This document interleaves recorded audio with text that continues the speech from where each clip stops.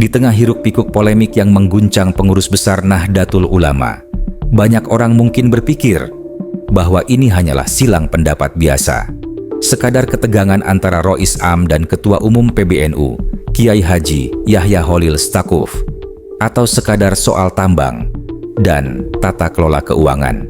Tapi, tunggu dulu. Cerita ini tidak sesederhana itu.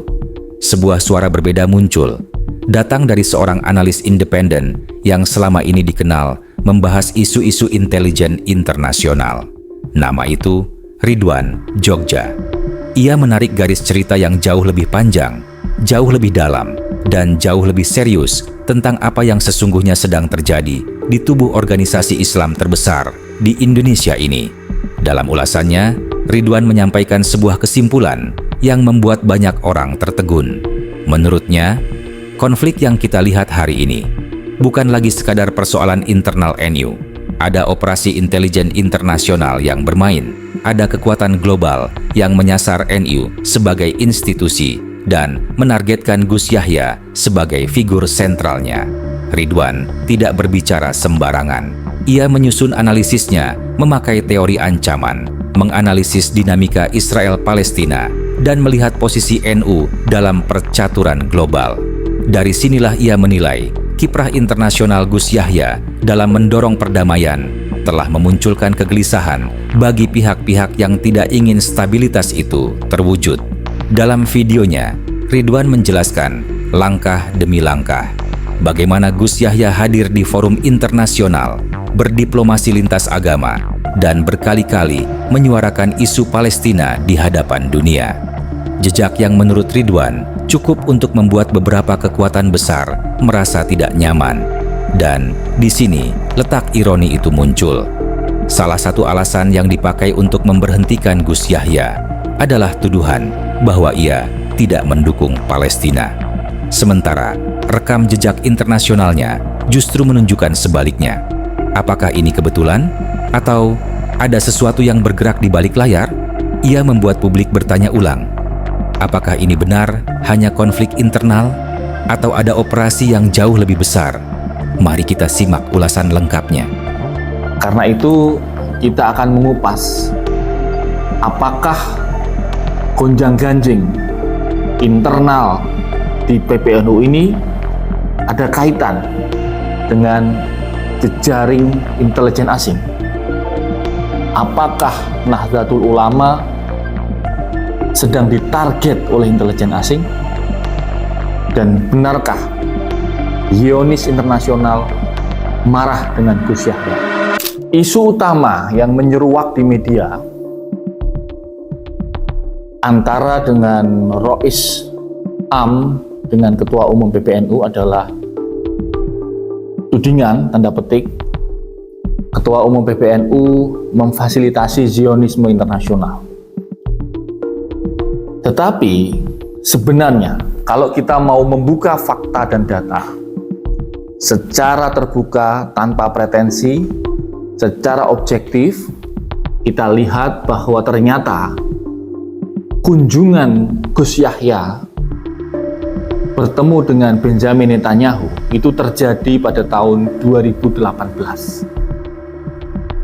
Sedangkan pemilihan Ketua Umum PBNU itu terjadi di Muktamar Lampung tahun 2021. Artinya sebenarnya pada saat muktamar itu dilaksanakan, para kiai, para asatid, para ulama khos itu tentu sudah mendapatkan informasi dan data bahwa Gus Yahya pernah bertemu Netanyahu. Akan tetapi saat itu Gus Yahya tetap terpilih dalam sidang muktamar. Dan baru-baru ini saja kemudian tiba-tiba ada isu pembicara dari asing, pembicara dari luar yang kemudian dianggap itu mempromosikan Zionisme. Kenapa itu terjadi sekarang? Kenapa itu tidak terjadi pada saat muktamar 2021? Kalau kita lihat, teman-teman semua, coba cek ketika Gus Yahya memimpin, begitu diberi amanah oleh Sidang Muktamar menjadi Ketua Umum PBNU, maka banyak sekali acara-acara fora internasional, diplomasi internasional yang dimainkan oleh Gus Yahya, dan ujungnya justru mendukung Palestina. Misalnya acara R20 di Bali, lalu Muktamar Fikih Peradaban, lalu mengundang beragam tokoh-tokoh dari Palestina untuk hadir dan berdiskusi di kantor PBNU. Dan kalau kita lihat, kalau kita track back, pada tahun 2018, Gus Yahya sebenarnya menyatakan bahwa kedatangannya bertemu Netanyahu itu adalah untuk Palestina. Seperti dituliskan oleh salah satu ketua PBNU, Profesor Dr. Kiai Haji Rumadi Ahmad.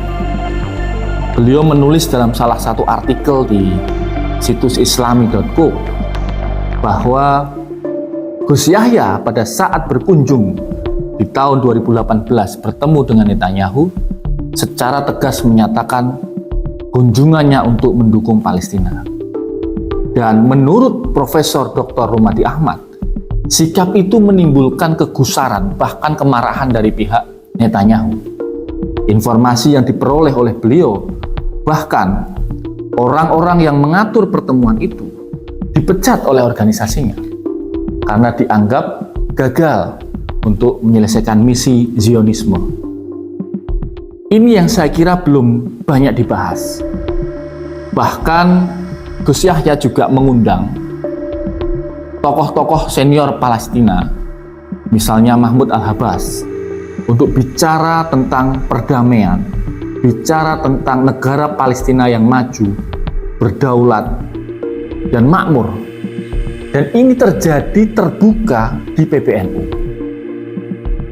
Pada 1 Mei 2025, ada 12 organisasi Islam yang dipimpin oleh masing-masing pimpinan mereka yang bersyurok, bersidang, bermusyawarah di kantor PBNU, difasilitasi oleh Gus Yahya untuk membahas tentang Palestina.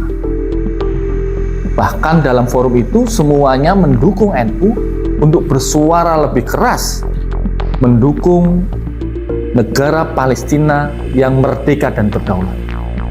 Dan itu juga sudah disampaikan Gus Yahya kepada Presiden Prabowo. Tentu saja pendapat PBNU sebagai sebuah organisasi Islam terbesar di Indonesia pasti didengar oleh Presiden Prabowo.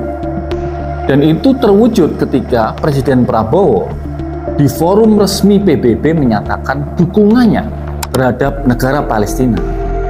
Dan itu menjadi perbincangan internasional.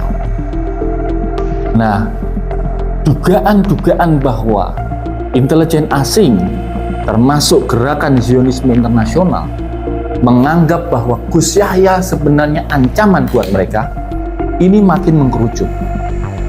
Kita akan bahas secara singkat teori ancaman berdasarkan teori dari pakar intelijen strategis bernama Profesor Han Prungkun dengan rumus sebagai berikut.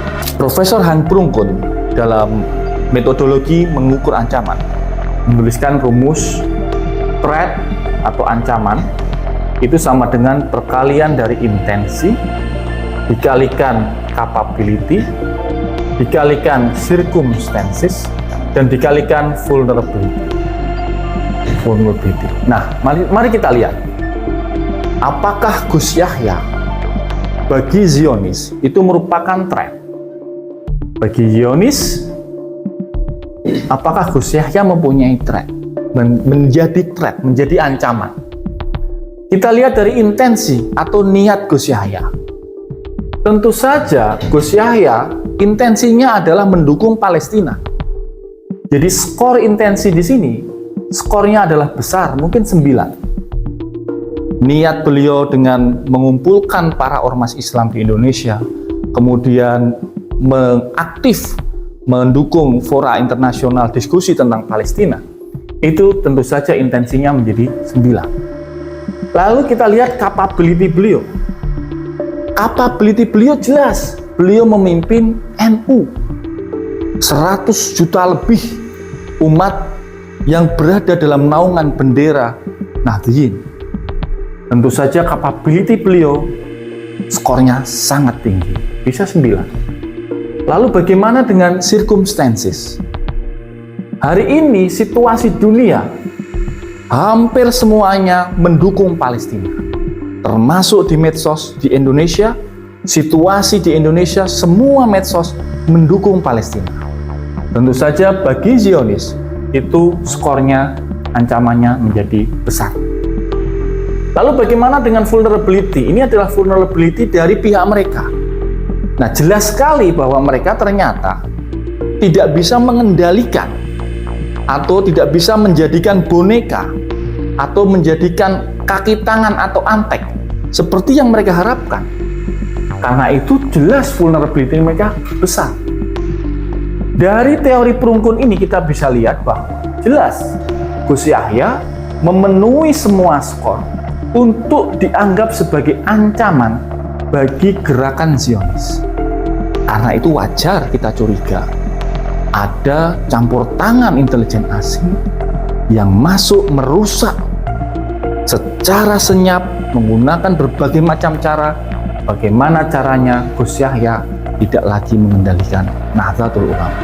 Karena itu para subscriber saya, para teman-temanku yang setia menonton channel YouTube Ridwan Jogja, dari kacamata intelijen kita meyakini bahwa Nahdlatul Ulama sedang ditarget oleh sebuah kepentingan besar intelijen asing mengganggu NU sebagai sebuah organisasi terbesar dengan jumlah anggota terbesar di Indonesia.